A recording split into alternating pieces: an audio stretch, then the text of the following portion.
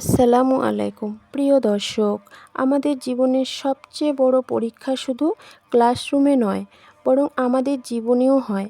কিন্তু যারা আল্লাহর উপর ভরসা রাখে, দোয়া করে, আল্লাহ তাদের ব্যর্থ হতে দেন না।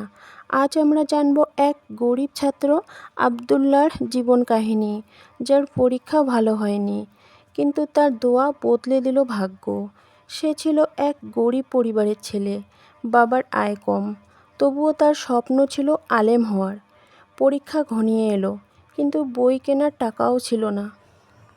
বন্ধুরা যখন কোচিংয়ে যায়, সে তখন মসজিদের কোণে বসে কোরআন পড়ে আর দোয়া করে, হে আল্লাহ, আমি জানি আমি দুর্বল, কিন্তু তুমি তো সব পারো। আমাকে এমন কিছু তৌফিক দাও যাতে আমার পরীক্ষা ভালো হয়।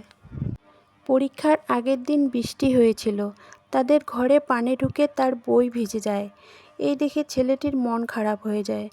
সে রাতে উঠে 2 রাকাত তাহাজ্জুদের নামাজ পড়ে আর কেঁদে কেঁদে বলে, হে আল্লাহ, আমার বই নাই, শিক্ষক নাই, কিন্তু তুমি আমার রব, আমি শুধু তোমারই সাহায্য চাই। রাসূলুল্লাহ সাল্লাল্লাহু আলাইহি ওয়াসাল্লাম বলেছেন যে আল্লাহর উপর ভরসা রাখে, আল্লাহ তার জন্য যথেষ্ট। সূরা আত-তালাক। ছেলেটি আবার সকালে মসজিদে যায়।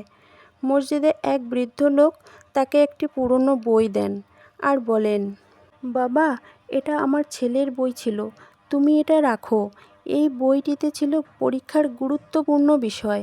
আবদুল্লাহ সেই বই থেকে যতটা পারল পড়ে নিল।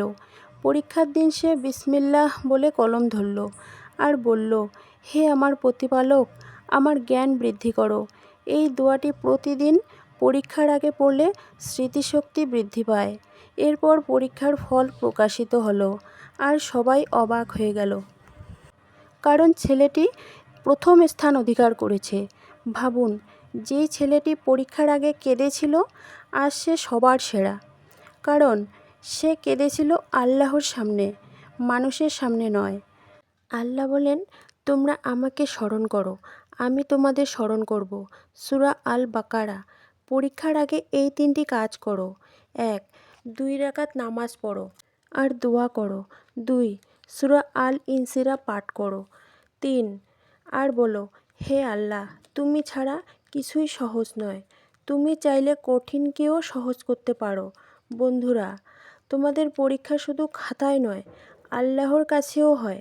তাই চেষ্টা করো, দোয়া করো আর আল্লাহর উপর পূর্ণ ভরসা রাখো। আমিন।